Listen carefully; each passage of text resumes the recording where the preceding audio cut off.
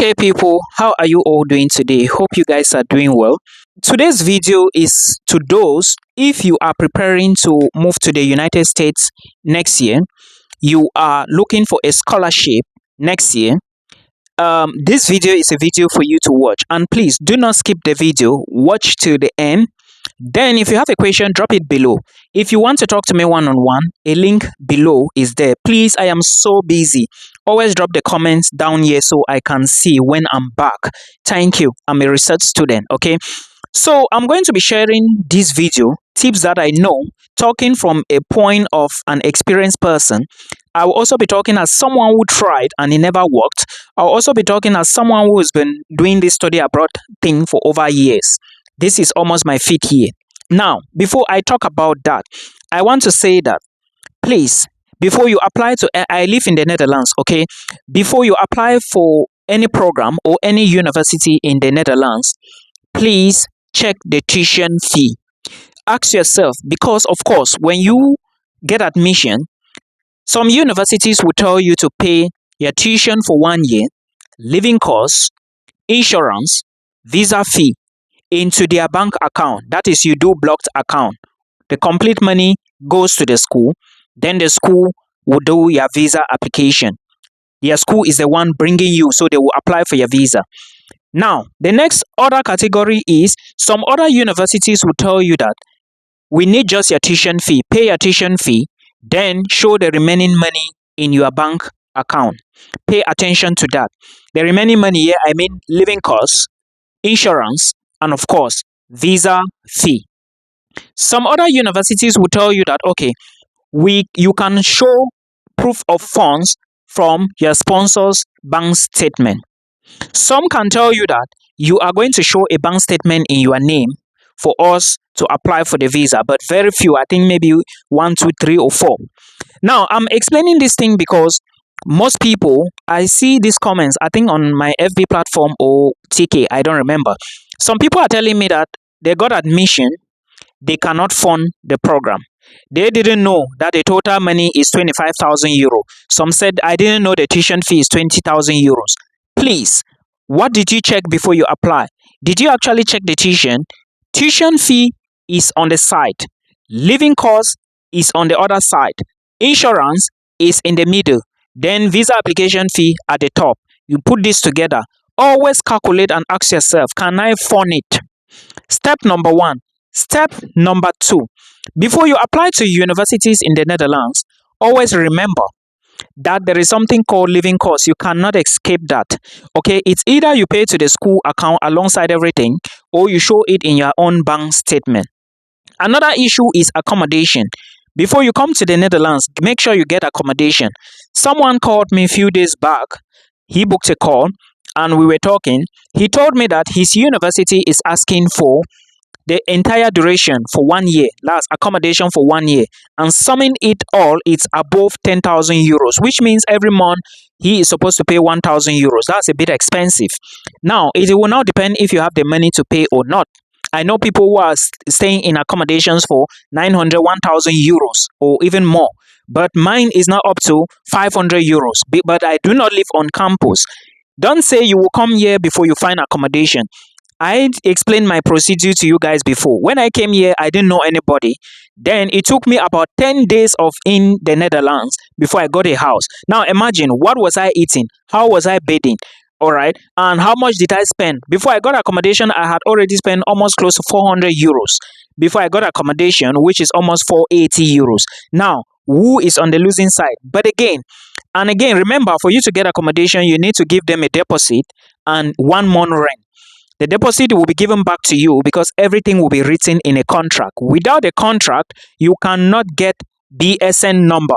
Without the BSN number, you cannot open a bank account. Without a bank account, you cannot retrieve your money back from the university, to those of you that did blocked deposit or even work, because all these things, from one stage to the next, you need the orders. You cannot skip any. Now, I have explained that. Let's go forward. To those who want to study in the United States of America, this video is going to open your eyes. I applied to 5 universities in the US, and none of them accepted me. Initially, I shortlisted 12 schools and didn't succeed to apply to all 12 because 1, it was tedious, 2, I was working, 3, I did not have people to recommend me. Let me explain. So, before you even start thinking of how to study in the US, ask yourself, do I have recommenders, people who can recommend me to the programs? Because one thing with US universities is that if you apply and you do not submit all the documents, they will not check your application. Put this into consideration. It's very important. That's why I'm explaining to you. So at the end of the day, you do not blame anybody. Now, this is the step when you have started the application. Before you apply to US universities, either you're chasing masters or PhD. Note that it is competitive. So you need a lot of research. This is not something Milton can do. I can only give you information like this, which will help you. Point number 1. There are more than 3,000 universities in the US. So deep research is very important. Point number 2. If you are thinking of applying for schools in the US, I will advise you to go for universities that are not in popular or big cities. Now, point number 3. Note that PhD in the US is fully funded. Masters sometimes fully funded, but most times it's going to be partial funding. Some universities may give you admissions for masters without funding you, but PhD, if they give you PhD admissions, they will fund you. PhD is fully funded. Note that PhD will take sometimes maximum 5, 3, 4, 5 per program. Okay, so you are competing with many students. Always check, inquire with the department to know how many students applied the previous year so that you know what to do with your tentacles. Either you are sticking them firmly into the soil or not. It's very important. Now, the first thing you need to do is to check US universities. Check the university you want to apply to based on the program of interest. If you are going in for US universities, I will encourage you to note that with your bachelor's degree, good bachelor's with a perfect GPA, you can get a PhD in the US. Now, this is going to be more of research and you will be funded fully. This funding is going to be sometimes in the form of fellowships, is going to be sometimes in the form of graduate teaching assistantship, is going to be in the form of graduate research assistantship, and sometimes is going to be in other forms. You can either get a scholarship from your department or your faculty, or the main scholarship from the university, or sometimes a professor can give you the scholarship because they have projects they work on, especially PhD students. Do not forget this, it is very important.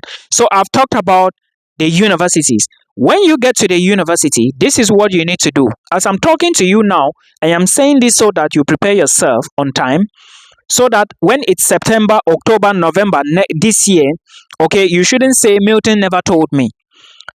HND students, if you are applying or if you are thinking of applying for any university in the US, be it for masters or for PhD, get your HND transcript, okay, get it to West to evaluate it. When West evaluate your transcript, West is going to push, like not West, but the GPA, your final GPA is going to increase, and now is going to reflect in the US standard. Now, I'm saying this because most of you may not know there are people who've won scholarship in the US with HND, but their results were so powerful and they had other things they did. Now, I want to tell you that if you build your CV very well, it's going to help you. Now, what do I mean by building your CV? Do you have qualities of a serious person? Like, do you have internship experience? Have you done some research before? Have you published a paper before? Do you have any company you are running? Do you have an NGO you are running? Do you have some voluntary stuff you did? How have you helped your community? These are the things that grad school wants to see, and also more related to research. So you need to find a way to twist all of this. That is what I mean by building your CV. Build all of this now so that when school is about, because now is the time you have to start looking for the programs and checking if they have funding. Before you apply to any school for masters or PhD, if you do not notice on their website or if they don't indicate that they are going to give you funding, ask the department or ask the director or ask the coordinator of the program. Now, when you find a university, go to the school section, go to the section called faculty, or you go to the program section. When you find the program you are interested in, click that particular program. You are going to see the list of professors or researchers who are working on anything under.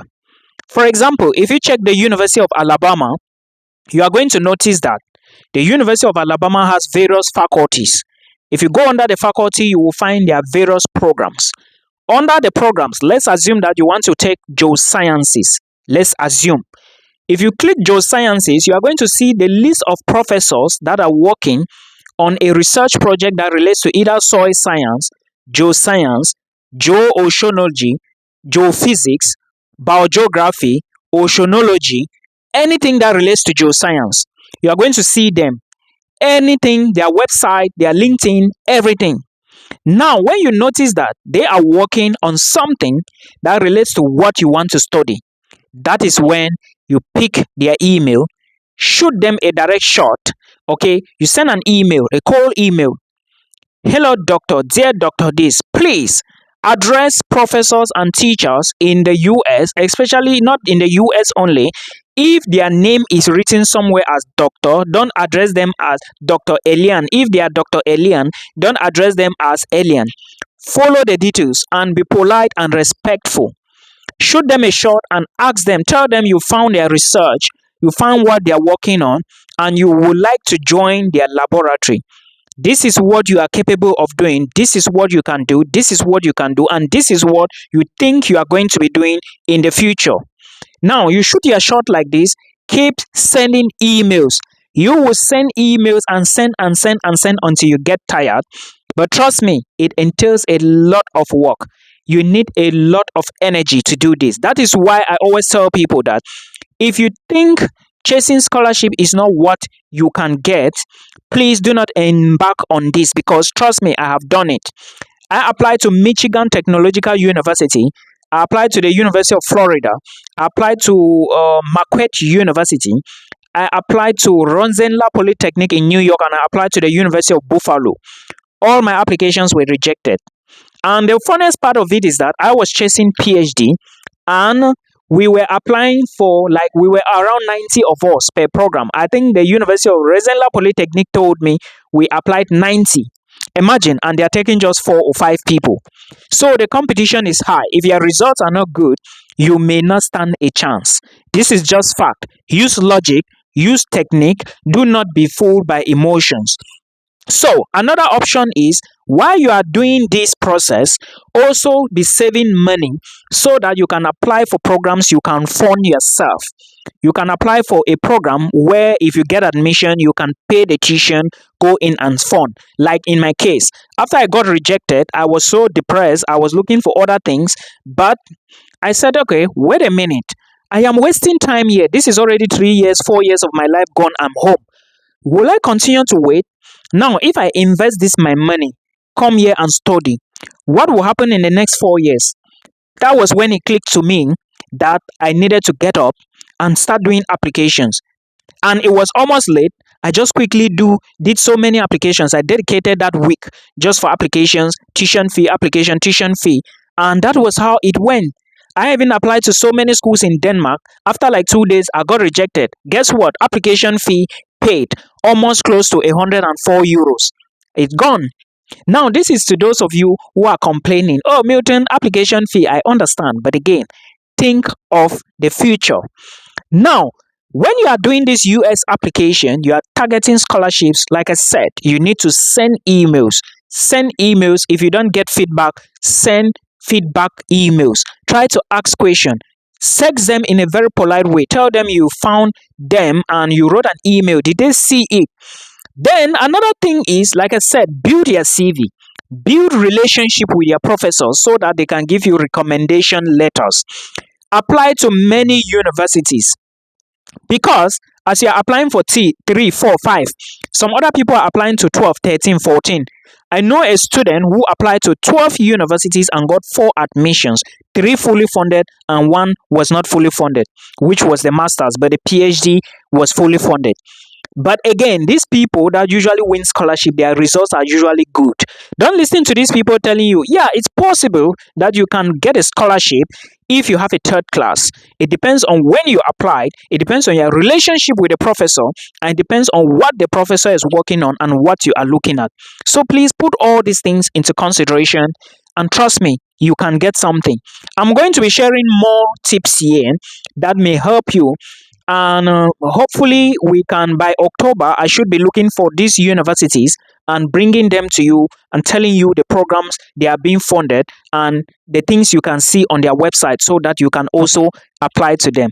I hope this helps you. We meet again in another one.